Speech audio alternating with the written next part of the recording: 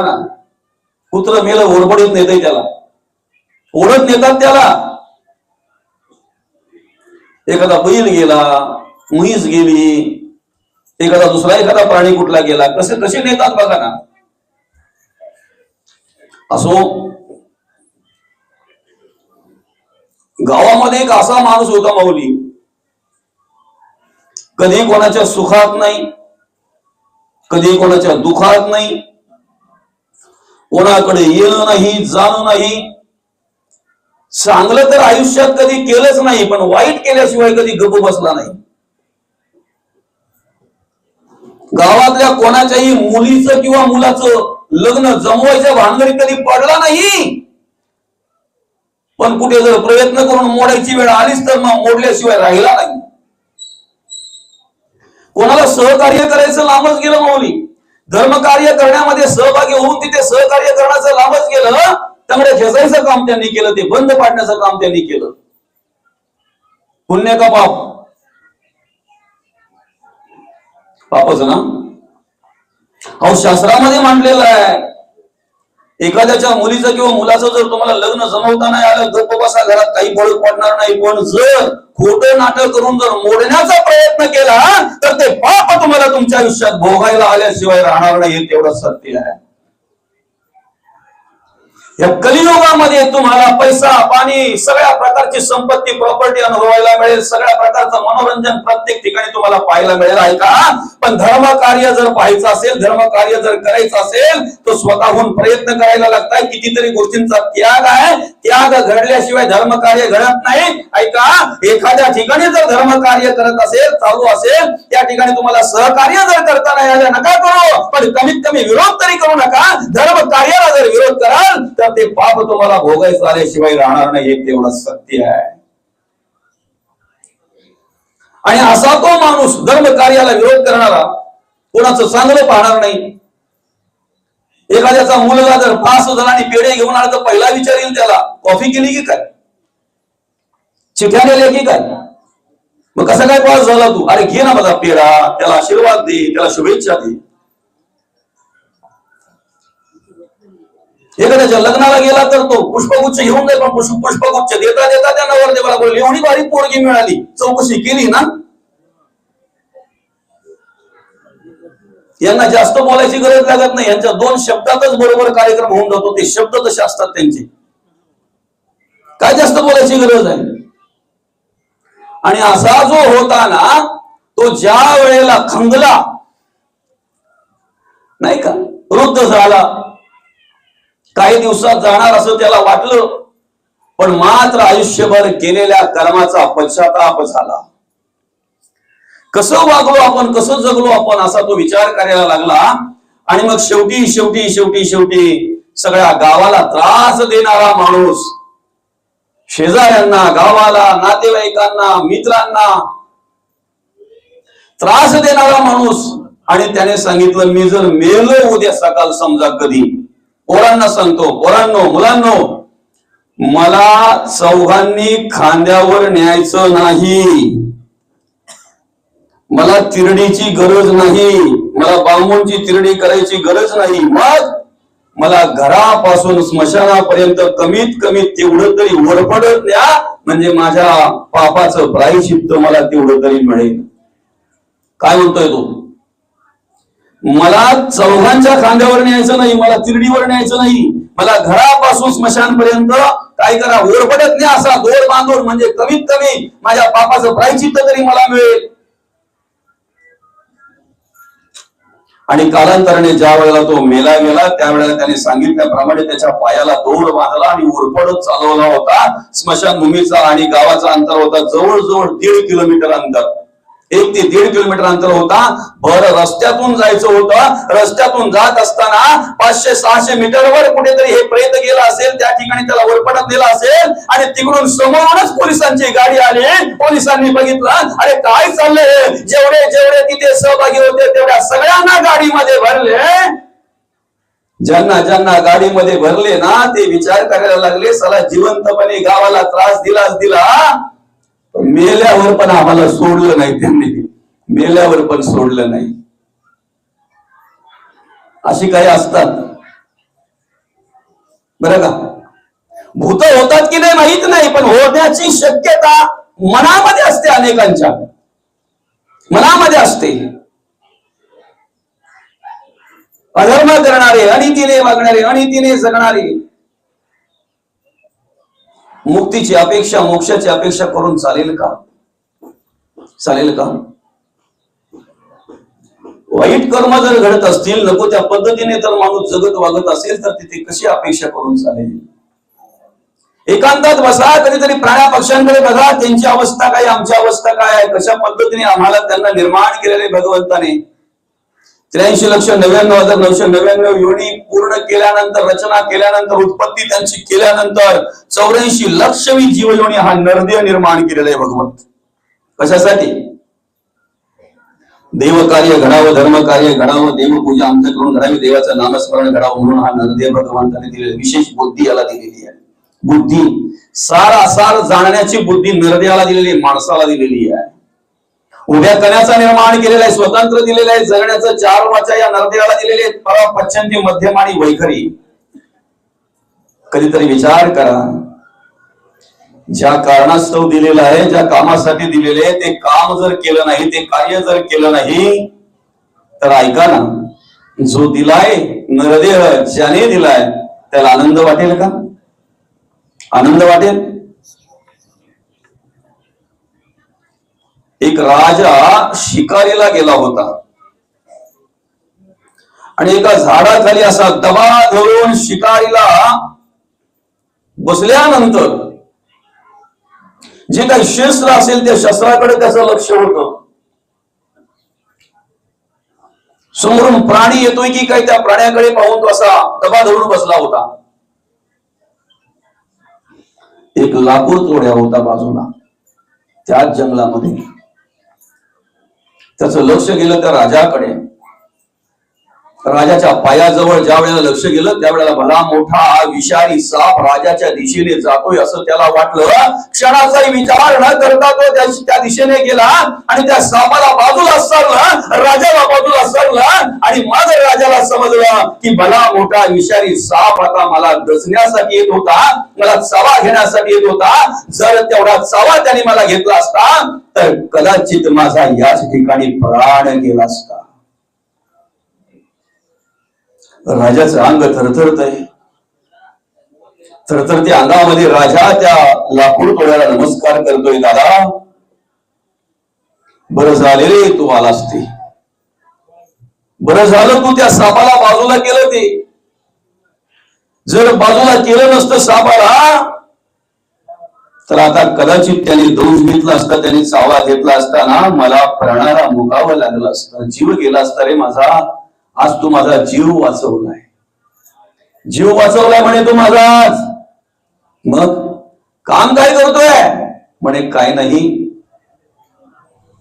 माझं एकच काम आहे, जंगलामध्ये फिरायचं, लाकडं तोडायची, घरी न्यायची, त्यांचा कोळसा करायचा, त्यांना जाळायची आणि तो कोळसा विकायचा कार्यक्रम माझा आहे. अर्थात ते काम माझं आहे, कोळसा विकायचं काम माझं आहे. राजाने विचार केला आणि त्याला विशिष्ट ठिकाणी घेऊन गेले राजे आणि एक काही एकरामध्ये असलेली चंदनाची बाग त्याला दिली. असं सर्व जंगल होतं, पूर्ण झाडांनी भरलेलं, ते दिलं त्याला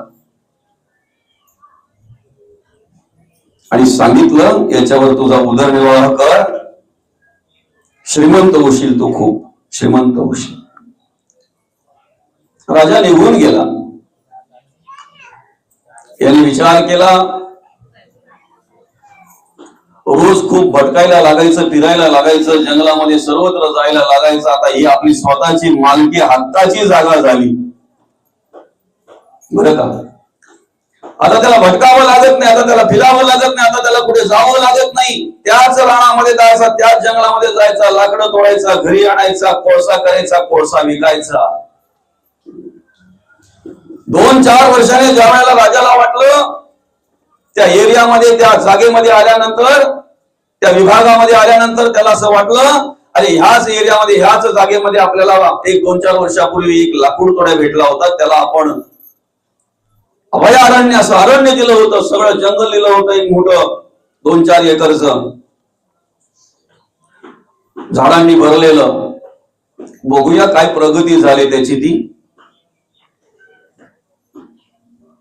साध्या खाटेवर असा पडून राहिलेला पडीक घर असलेला तो लाकूड तोड्या ज्या वेळेला राजाने बघितला, राजाचा विश्वास बसत नाही, तोच आहे का? विचारलं, तुम्हीच का ते? माझा प्राण वाचवणारे, माझा जीव वाचवणारे? होय राजेसाहेब, बरी झाला तुम्ही आलात ते. मी आता त्याच विचारात होतो, तुमची माझी भेट परत होते की नाही होते. योग्य वेळी आलात तुम्ही. म्हणे का? तुम्ही दिलेलं जे जंगल होतं ना, तुम्ही दिलेलं जी मालकी होती ना, जे झाडांनी भरलेली जागा होती ना, ते एक करून ह्या 2-4 वर्षामध्ये मी सगळी तोडून टाकली. आता कुठे 2-4 झाडं फक्त उरलेली आहेत. तेवढी कुठे संपतात नाही. संपतात तर तुम्ही परत आलात. विनंती करतोय. काय विनंती करत असेल? पुन्हा 1-2 एकर कुठे असेल तर द्या. राजा म्हणतोय, मला पहिले सांग तू केलं काय? काही नाही म्हणे. याच्या आधी मला फिरायला लागायचं, इकडे तिकडे जायला लागायचं. आता काही नाही. तुम्ही ती मालकी दिल्यापासून, तुम्ही ती जागा मला माझ्या नावावर दिल्यापासून जायचं, तोडायचं, आणायचं, कोळसा करायचा, विकायचा. राजाने डोक्याला हात लावलं. राजाने डोक्याला हात लावला आणि त्याला फक्त सांगितलं, दादा 2-4 लाकडं राहिल्यात ना, त्यातला फक्त एक हातभर फाटा घेऊन ये. आणि उद्याचा बाजार आहे ना, त्या बाजारात जाऊन त्या ठिकाणी बैस. संध्याकाळपर्यंत किंमत होईल, देऊ नको. ज्या वेळेला तो हातभर फाटा घेऊन त्या ठिकाणी जाऊन बसला ना, सुरुवात 5,000 झाली त्या हातभर फाट्याची. संध्याकाळपर्यंत जवळजवळ 15 ते 20 हजारापर्यंत किंमत गेली. आणि मग त्याचे डोळे उघडले, आणि एवढ्याशा फाट्याची जर एवढी किंमत आहे तर राजाने नेमकं दिलं तरी काय होतं? दुसऱ्या दिवशी जाऊन ज्या वेळेला राजाला नमस्कार केला, राजासाहेब सांगा काय होतं ते? तेव्हा त्याला सांगितलं, दादा तुला जे रान दिलं होतं ना, ते चंदनाने भरलेलं होतं. दादा चंदनाची लाकडं त्याच्यामध्ये होती. तुला जाळण्यासाठी दिली नव्हती, कोळसा करण्यासाठी दिली नव्हती. तर तुझा त्याच्यावर उदरनिर्वाह होईल, आणि विशेष म्हणजे तू श्रीमंत होशील. तुला 4 पैसे जास्त प्रमाणात मिळतील. तुझी धावपळ थांबली जाईल, ह्या हेतूने तुला दिली होती. पण तुला त्याची किंमत न कळाल्यामुळे तू काय केलं बरं? त्या सगळ्या जंगलाचं कोळसा काय केला? मौली काय केला?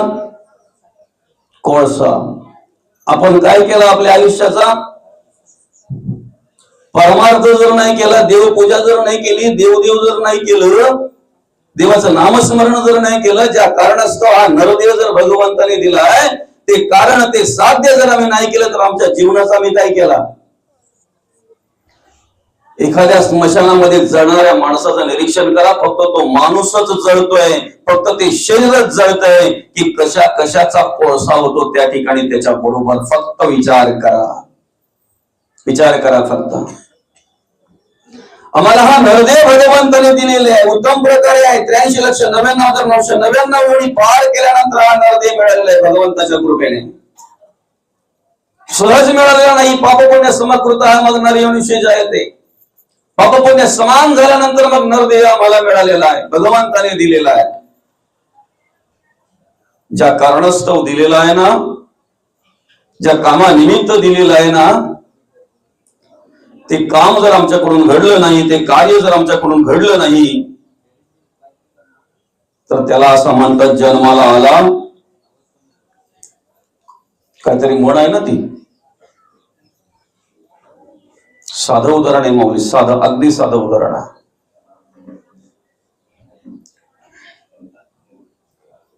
घरामध्ये मिक्सर असावं म्हणून त्या बाईने मिक्सर विकत आणला. चांगल्या प्रकारचा आणला. जवळजवळ 3,500-4 हजार रुपये किंमत होती त्याची. किती? 3,500-4 हजार रुपये किंमत होती मिक्सरची.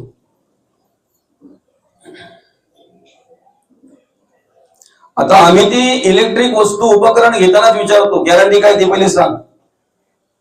विचारलं पाहिजे, कारण पैसे खर्च करतो ना. पण वापरणाऱ्याची गॅरंटी आहे का? तो देईल ना तुम्हाला 2 वर्षाची गॅरंटी. तो मिक्सर वापरायला तुम्ही 2 वर्ष असालच आहे. असो, चला ठीक आहे, उपकरण घेतोय आपण, पैसे खर्च करतोय म्हणजे गॅरंटी विचारली पाहिजे. त्या बाईने गॅरंटी विचारली, त्याला सांगितलं त्या बाईला 2 वर्षाची गॅरंटी आहे. किती? 2 वर्षाची. जर काही झालं, गॅरंटी बरं का, वॉरंटी नाही, 2 वर्षात काही जरी झालं तरी डायरेक्ट रिप्लेस मध्ये हा ठेवायचा, नवीन घेऊन जायचा. आणि मला सांगा, तो मिक्सर जर तुमच्या घरी आल्यानंतर 15 दिवसातच बंद पडला, 15 दिवस वापरला तुम्ही आणि 15 दिवसात जर बंद पडला, तर काय कराल तुम्ही? रोज अगरबत्ती लावाल, त्याला दिवा लावाल. बरं झालं, चला 3-3.5 हजार खर्च झाला, 3.5-4 हजार खर्च झाला, मिक्सर घरी आला, कमीत कमी दर्शन तरी होतंय, त्याचं पाहायला तरी मिळतंय. त्याच दिवशी आम्ही परत करू त्याला, त्याच दिवशी त्या दुकानदाराला परत करू आणि त्याच्या बदल्यात नवीन घेऊन येऊ. खरंय की कुठं आहे? जे उपकरण आम्ही आमच्या घरी ज्या कामानिमित्त आणलेलं आहे, काय कामासाठी आणलेलं आहे मिक्सर? कोण मला कपडे धुवायला? मिक्सर मध्ये कपडे धुतात नाही ना? वाटणा जर होत नसेल, वाटणा जर करता येत नसेल, काही जर ते मिक्स करता येत नसेल त्या वेळेला त्याच्यामध्ये, ते जर काम होत नसेल, तर ते उपकरण आम्ही जरा सुद्धा आमच्या घरात ठेवत नाही, ते लगेचच बदलून घेतोय, त्याला परत करतोय. ऐका, ज्या कार्यासाठी हा नरदेव भगवंताने आम्हाला दिलेला आहे, ते कार्य न करता सुद्धा देव आम्हाला सांभाळतोय आणि या जगामध्ये ठेवतोय. हे सगळ्यात मोठं मदभाग्य आमचं. ही सगळ्यात मोठी देवाची कृपा आहे आमच्यावर, सगळ्यात मोठी कृपा आहे. सांगू का?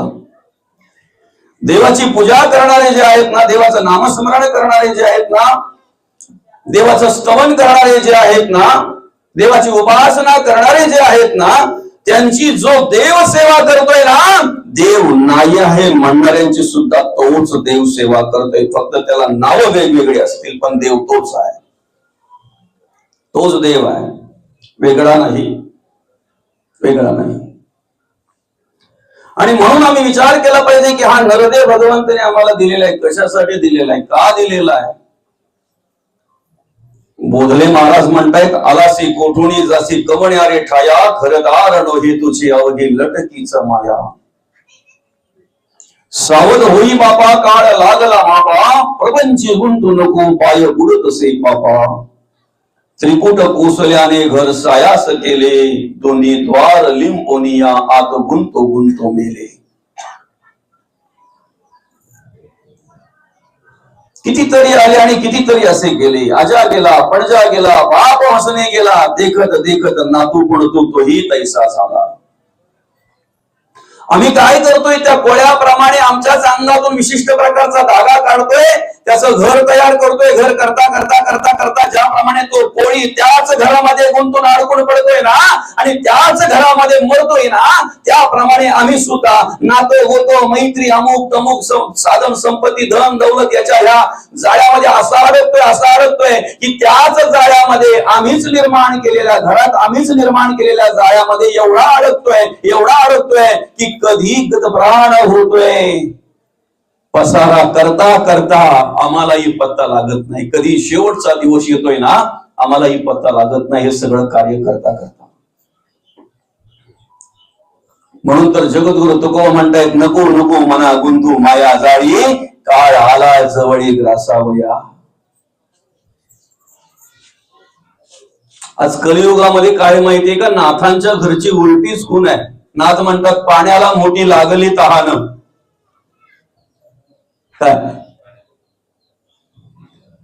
काय म्हणतात नाथ महाराज? पाण्याला मोठी लागली तहान. तसं जगद्गुरु तुकोबा इथे म्हणतायत, काळ आला जवळ ग्रासावया. मला सांगा, काळ जवळ येतो की काळाच्या जवळ आम्ही जातो?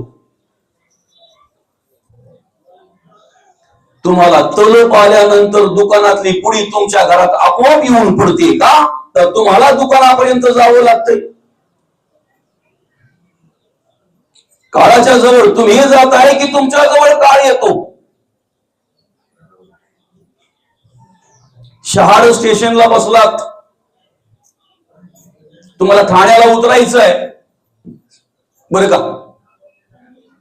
कल्याण गेला, ठाकूरली गेली, डोंबिवली गेली, कोपर गेलं, दिवा गेला,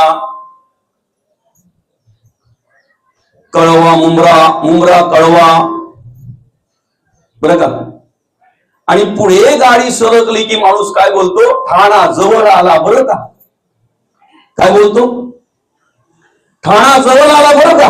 आता मला सांगा, ठाणा याच्या जवळ आलेला असतो की हा ठाण्याच्या जवळ गेलेला असतो बरं. कार आमच्या जवळ येत नाही. संध्याकाळच्या वेळेला आम्हाला तळप आली की बाटल्या घरात येऊन पडत नाही. जिथे मिळतात तिथे आम्हाला जावं लागतंय. खरंय की खोटं आहे. कार आमच्या जवळ येतोय की आम्ही काळाच्या जवळ जातोय. किती उदाहरणं देऊ तुम्हाला. इंद्राला भोग पडली, देवाचा राजा. साधं पद नाही ते आणि सहज प्राप्त होत नाही ते पद. इंद्र हे पद आहे. पण तिथे गेल्यानंतर अहिल्याचा उपभोग घेण्याची इच्छा निर्माण झाली. गौतम ऋषींच्या वेशामध्ये आला आणि त्या ठिकाणी जे कार्य, त्याची इच्छा जी काही होती ती इच्छापूर्ती त्यांनी करून घेतली. पण तेवढ्याच अनुष्ठानाला गेलेले गौतम ऋषी आल्यानंतर बघितलं तर नको तो रूप घेऊन त्या ठिकाणी पळत होता. तेव्हा गौतम ऋषींनी सांगितलं, ए इंद्रा, अरे कुठल्याही रूपामध्ये जरी पळत असलास तरी मी ओळखलं रे तुला. पूर्व रूपात इंद्र उभा राहिला, हात जोडायला लागला. गौतम ऋषींना माफ करा, मला क्षमा करा, चुकलो मी, चुकलो, चुकीला माफी नाही. पाप पापच आहे दादा. पापाचं रूपांतर पुण्यात होईल का. आता काही करतात कशा पद्धतीने, करोडो रुपयाचा घोटाळा करायचा, लाखो रुपये एखाद्या देवाला देऊन टाकायचं. देव काय एवढा मूर्ख आहे का आपल्यासारखा. पाप पापच असतंय. पापाचं रूपांतर कधीच पुण्यात होत नाही. आणि पाप कोणाचा बाप नाही, कोणाच्या बापालाही घाबरत नाही पाप. देवाधिकांपासून विचार करा तुम्ही, संतांपासून विचार करा, मग कळेल कोणालाही चुकलं नाही ते, कोणालाही चुकलं नाही. डोळ्याची पापणी आपली हलते एवढ्या वेळामध्ये आम्ही काय करतोय ना, त्याचा सुद्धा विचार त्या ठिकाणी केला जातोय, त्याचा सुद्धा विचार केला जातोय. सर्वांगामध्ये बाण टोचलेल्या अवस्थेमध्ये भीष्माचार्य पडलेले आहेत. सर्वांगात बाण टोचलेले आहेत.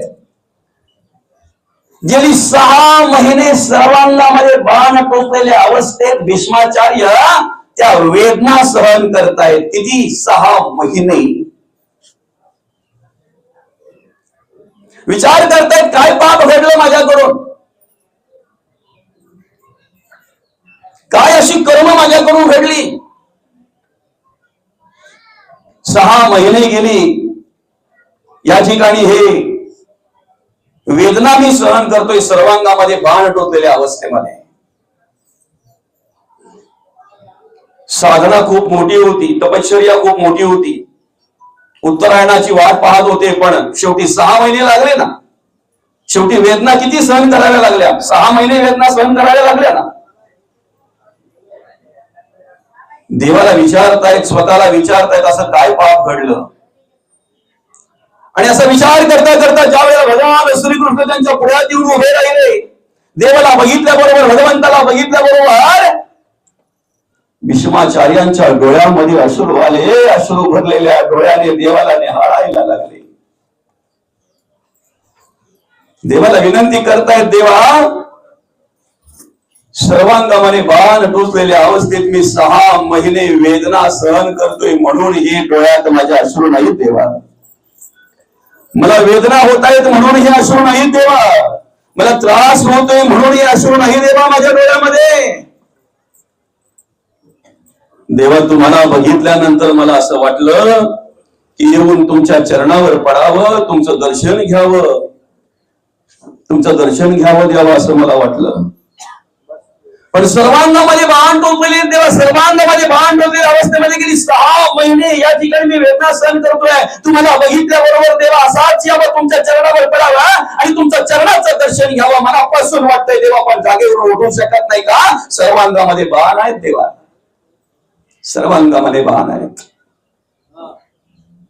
भगवंताकडे पाहता पाहता अश्रू थांबत नाही. अश्रू भरलेल्या डोळ्यातून भगवंताचं निरीक्षण करतायत आणि भीष्माचार्य म्हणतायत, देवा तुम्हाला बघितल्या बरोबर कमीत कमी दोन्ही हात जोडावे असं तरी वाटतंय देवा मनापासून, पण हातही जवळ येऊ शकत नाही देवा. तुम्हाला नमस्कार करण्यासाठी, तुम्हाला जोडण्यासाठी हातही देवा जवळ येऊ शकत नाही का? दोन्ही हातांमध्ये अनेक बाण देवा टोचलेले आहेत, अनेक बाण टोचलेले आहेत. मनातल्या मनात विचार करतायत, देवाला प्रार्थना करतायत, देवा मी माझ्या आयुष्याचा अनेक विचार केला रे, पण असं काय पाप माझ्याकडून घडले, काय पाप घडलं की गेली 6 महिने या वेदना मी सहन करतोय. तेवढ्यात त्यांच्या लक्षात आलं देवा काही झालं नाही. एकदा रस्त्यात जात होतो, रस्त्यात जाता जाता रस्त्यात आम्हाला आडव्या आलेला सरडा बाणाने बाजूला केला आणि बाणाने भिरकावलेला सरडा ज्या वेळेला काटेरी कुंपणावर जाऊन पडला, त्यावेळेला काटेरी कुंपणावर पडलेल्या सरड्याने फक्त 6 पोल वेदना सहन केल्या होत्या. किती? 6 पोल. आमच्या घटका फुकट घालवतो आम्ही. बोलतोय पण 2 घटका तू भेटलीस, बरा झाला, जरा बोलणं चालणं झालं नाही का बाबा? बरं झालं तुम्ही भेटले. 2 घटका कशा गेल्या तुम्हाला माहिती का? घटका म्हणजे काय, पोल म्हणजे काय, पुलिका म्हणजे काय? 6 पोल. आम्ही आता सेकंदवाली माणसं, मिनिटवाली माणसं, तासावाली माणसं नाही का बाबा? घटका पोल कशी कळतील आम्हाला? संत म्हणतात घटका गेली, पोले गेली, तास वाजे ठणाना, आयुष्याचा नाश होतोय राम काय म्हणाना. 60 पोलिका तेव्हा, 60 विपोल तेव्हा 1 पोल, 60 पोल तेव्हा 1 घटका. 24 मिनिटांची 1 घटका बरं का, 2.5 घटका तेव्हा 1 तास. 60 घटकेचा दिवस आहे. 60 घटकेचा 1 दिवस, 24 तासाचा 1 दिवस. असे 7 दिवस तेव्हा 1 सप्ताह. आठवडा आपला नाही, आपला सप्ताह आहे. सप्ताह 7 दिवस तेव्हा 1 सप्ताह. असे 4 सप्ताह त्यावेळेला 1 महिना, अर्थात 15 दिवसाचा 1 पक्ष. शुक्ल पक्ष आणि कृष्ण पक्ष असे 2 पक्ष तेव्हा 1 महिना. 2 महिने तेव्हा 1 ऋतू. 3 ऋतू तेव्हा 1 आयन, उत्तरायण आणि दक्षिणायन असे 2 आयन त्यावेळेला 1 वर्ष. असे 12 वर्ष तेव्हा 1 तप. 25 वर्ष रौप्य महोत्सव, 50 वर्ष सुवर्ण महोत्सव, 75 वर्ष अमृत महोत्सव. 100 पार केलेले कोणी आहेत का इथे? नाही जायचं ना मग पुढे? नको ना? कल्पापर्यंत गेलो असतो, त्यात काय एवढा विशेष आहे? कल्पापर्यंत गेलो असतो ना. पुन्हा एकदा आपण येऊ. सत्ययुगाला आयुष्य आहे 17,28,000 वर्ष. त्रेतायुगाला आयुष्य आहे 12,96,000 वर्ष. द्वापार युगाला आयुष्य आहे 8,64,000 वर्ष आणि कलियुगाला आयुष्य आहे 4,32,000 वर्ष. यांचं जर एकत्रित गणित केलं ना तर याला चौकडी म्हणतात. चौकडी. अशा 71 वेळेला ज्या वेळेला हे 4 युग होतात ना त्यावेळेला एक मनमथ होतय, जे आपण संकल्पामध्ये म्हणतोय श्रीमद भगवतो महापुरुषस्य विष्णुराज्ञया प्रवर्तमानस्य अद्य ब्राह्मणो द्वितीय परार्धे श्री विष्णुपदे श्री श्वेत वराह कल्पे वैवस्मतमंतरे मनमंथरे. असं एक मनमंथ होते कधी 71 वेळेला ज्या वेळेला ह्या चौकड्या होतात तेव्हा. पुढे ऐका, ज्या वेळेला 14 मनमंतर होतात ना त्यावेळेला 1 कल्प. आणि इकडे नामदेव महाराज तर अशी प्रार्थना करतात देवाला त्यांच्या पसायगणामध्ये अकल्प आयुष्य हरीच्या दासाला. अकल्प आयुष्य, अकल्प आयुष्य. बरं असो.